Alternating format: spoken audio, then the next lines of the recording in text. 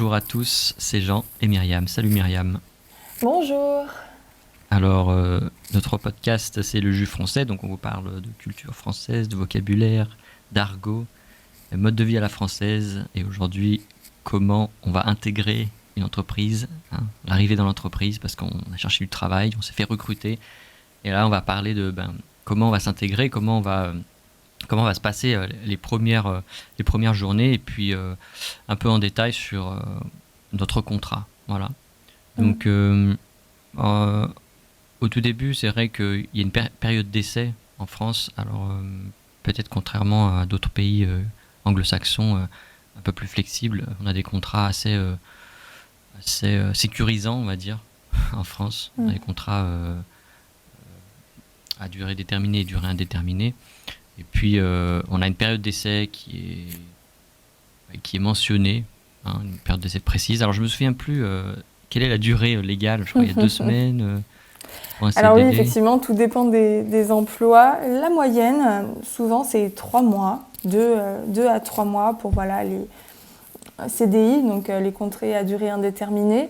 Et ça peut Mhm. être renouvelé. Et lorsqu'il s'agit de cadres, ça peut être 6 mois Ah, renouvelable. Donc d'accord. ça peut être très long suivant les situations. Mais c'est vrai que la moyenne, c'est entre 2 et 3 mois voilà, pour les personnes, je veux dire, dans la grande catégorie, pour le plus grand nombre de personnes. Voilà, c'est entre 2 et 3 mois. Durant cette période d'essai, bien évidemment, on a plein d'avantages qui ne nous sont pas encore accordés, comme le télétravail. Après, chaque entreprise est libre de définir tout ce qui se passe dans cette période d'essai, mais c'est vrai que la plupart du temps, l'employé, le salarié doit faire ses preuves et on estime que le télétravail est réservé aux personnes qui ont déjà fait leurs preuves. Donc ça, c'est vrai on le voit pas mal souvent dans les grandes entreprises où on a beaucoup de personnes. On veut être sûr que le salarié travaille déjà correctement avant de lui faire confiance pour qu'il travaille entre guillemets seul. Oui, c'est ça. Bah, tu as bien défini la période d'essai, effectivement. Les cadres, donc, c'est les personnes qui gèrent d'autres salariés dans la boîte, c'est ça, hein? Les Ils cadres, sont pas c'est les toujours managers? managers. Non. Ils sont pas toujours managers. C'est vraiment les personnes à responsabilité. Donc D'accord. ça peut être managérial ou ça peut complètement être juste un projet. C'est vrai que cadre, c'est personnes qui sont à une responsabilité supérieure. D'accord. Super. Intéressant. Et donc, tu disais que les salariés, les nouveaux arrivants, ils n'ont pas le droit à tout. Et, Mm. et donc, ils n'ont pas le droit non plus de vacances, c'est ça? Alors, bien sûr, on peut déroger à la règle. Par exemple, si vous aviez des vacances de prévues ou si vous avez votre sœur qui se marie, on peut vous accorder des congés, mais ce sera exceptionnel. C'est vrai que dans cette période-là, vous êtes censé tout donner pour l'entreprise, montrer que vous êtes vraiment le candidat parfait et idéal pour qu'on vous prolonge, pour qu'on vous garde en CDI. Et c'est vrai que sur cette période-là, si vous aviez déjà pris des vacances, vous pouvez quand même demander, ces congés-là peuvent vous être accordés. Mais dans l'idée, on ne va pas non plus vous donner des congés alors que vous venez de commencer. Oui, oui. Surtout la première année, c'est difficile d'obtenir des congés. Je Ouais. pense qu'on les a pendant la deuxième année. Et d'ailleurs, ça commence en mai, je crois, l'année. C'est quoi? C'est l'année. Comment ça s'appelle cette année? C'est l'année du travail, la fiche de paye, là, tu Alors, sais, ouais, c'est les vrai que les congés. congés se terminent au 31 mai et ils Ah se ouais, le 31 renouvellent, mai, ouais. en juin. Et donc, si vous n'avez pas utilisé vos congés au cours de l'année, certaines entreprises vous les payent, d'autres Mhm. entreprises bah, vous les perdez. Donc, vous êtes obligé de poser vos congés avant justement ce 31 mai de l'année. Il y a certaines entreprises qui acceptent de les reporter sur l'année d'après pour que vous puissiez cumuler plus de vacances. C'est vrai que ces congés-là, en France, c'est un gros souci parce qu'il y a des personnes qui en ont, entre guillemets, trop, étant donné qu'elles ont des postes à responsabilité et qu'elles travaillent beaucoup, ça leur donne droit à des récupérations, des récup, Mhm, mhm. donc des jours de congés supplémentaires. Sauf qu'en fait, vu qu'elles travaillent énormément, elles n'ont pas le temps de les prendre et ces congés-là se voient, entre guillemets, perdus. Donc c'est vrai que les entreprises, pour pallier à ce problème-là, ont même créé des fonds spéciaux où ces congés vont servir pour la retraite. Donc il y a tout un système mis en place Mhm. par rapport à ça pour les personnes. Mais bon, ça c'est plus quand on est vraiment au bout de plusieurs années au sein de l'entreprise. Au Mhm. début, lorsqu'on commence, on ne parle pas trop de congés, c'est un peu mal vu. de parler Oui, de c'est ces ça. RTT et de ces congés.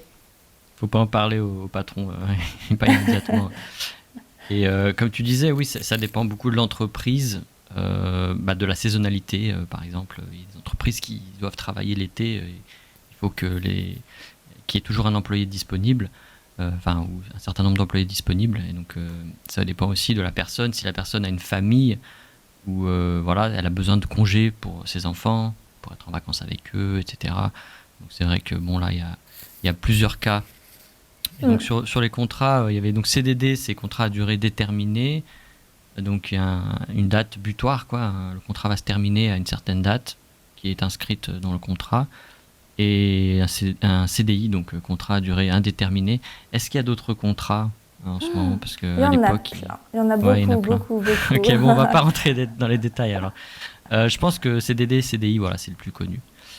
Et Ouais. donc, on a sur la fiche de paye, on a plusieurs mentions. Donc, c'est un peu plus compliqué. Peut-être qu'on pourra regarder la fiche de paye type d'un salarié la prochaine fois. Ce serait intéressant pour voir un peu toutes les cotisations, les prélèvements, etc., les avantages. Et parmi les avantages, quand on arrive dans l'entreprise, on a le choix. On peut bénéficier des tickets restaurants, des cartes restaurants. Mhm. Ou on peut, je sais plus comment ça marche. Moi, je sais qu'il y avait une proposition, on pouvait les accepter ou pas, il me semble. En fait, voilà, c'est soit vous avez votre panier repas qui est mis dans votre salaire, donc vous avez l'argent que l'entreprise doit vous donner pour votre déjeuner, ou alors vous les recevez sous forme de tickets restaurant ou de cartes restaurant. Et ça, c'est vrai que c'est plus avantageux parce que vous payez une partie, mais ça vous donne droit à un montant plus élevé. Oui, Donc l'entreprise l'entreprise, paye souvent une partie, ouais. Qui peut c'est aller une jusqu'à. moitié, ouais, c'est une moitié jusqu'à 70%, 80%, ça dépend de Ouais, ça l'entreprise. fait beaucoup. Et puis même le montant des tickets, parfois, il est plus important en fonction des Mm. entreprises. Donc les salariés sont contents, ils peuvent se dire, voilà, moi, mes tickets resto, ils sont tel montant. Alors je sais plus combien c'est aujourd'hui. Ça peut aller. Ça Voilà, peut aller de 6,70, il me semble, à 8 euros, 10 euros, même 11 euros. Ouais, Je crois ouais, que c'est j'ai ça. Ouais. déjà vu Donc, jusqu'à 11 euros. bon, c'est pour le repas du midi. Alors c'est vrai que bon, ça paye un sandwich, un repas un petit peu simple, peut-être un plat du jour dans un restaurant qui est pas trop cher, mais c'est pas non plus, ça va pas non plus très loin. À l'époque, il y avait des gens comme moi qui faisaient leurs courses avec les tickets resto. On avait le droit à 2 tickets resto par passage en caisse. Tout dépendait de la tolérance du magasin, mais il me semble que le gouvernement a fait un petit peu la chasse à ce genre de comportement. Qu'en est-il aujourd'hui en fait qu'est-ce qu'est Alors ton aujourd'hui, expérience c'est dessus? réglementé. Vous avez uniquement le droit d'acheter de la nourriture qui est mangeable immédiatement. Donc avant, on pouvait Mhm. acheter des pâtes avec les tickets restaurants pour les faire le soir pour manger le lendemain midi. Et ils ont du coup interdit. Et aujourd'hui, on ne peut acheter que les aliments consommables immédiatement, donc les plats déjà préparés. D'accord. Bon, il y a de la logique quand même, Ouais. même si je pense qu'il y a certains employés qui galèrent, qui ont du mal. Peut-être le salaire n'est pas super important et c'est vrai qu'ils se disent bon bah acheter un sandwich qui coûte 6 euros, enfin je sais pas combien ça coûte, mais un sandwich un petit peu cher alors que je préfère mes courses, cuisiner. Enfin voilà, ça, chacun voit midi à sa porte, comme on dit. Euh, sur le travail en lui-même, euh, on peut avoir. Alors, en France, on travaille.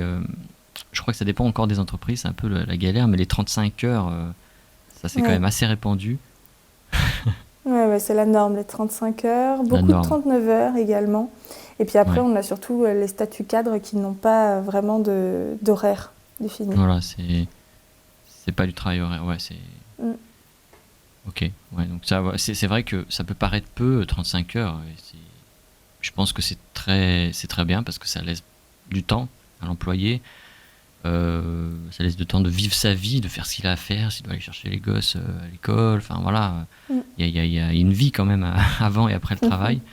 Et puis ça laisse du temps aussi pour se détendre en fait, pour pas être tout le temps dans le stress du travail. Et je pense que c'est important pour justement la productivité du salarié, quoi. Je pense que c'est un Mm. peu le côté contradictoire, mais très important. On a besoin de vacances, on a besoin de repos pour être plus performant. et pour être plus heureux au final. Alors en France, c'est quand même très très important de prendre ses vacances, voilà, de profiter, les loisirs, c'est quand même super important. Ok, on a le CE. Est-ce que tu peux me parler du CE?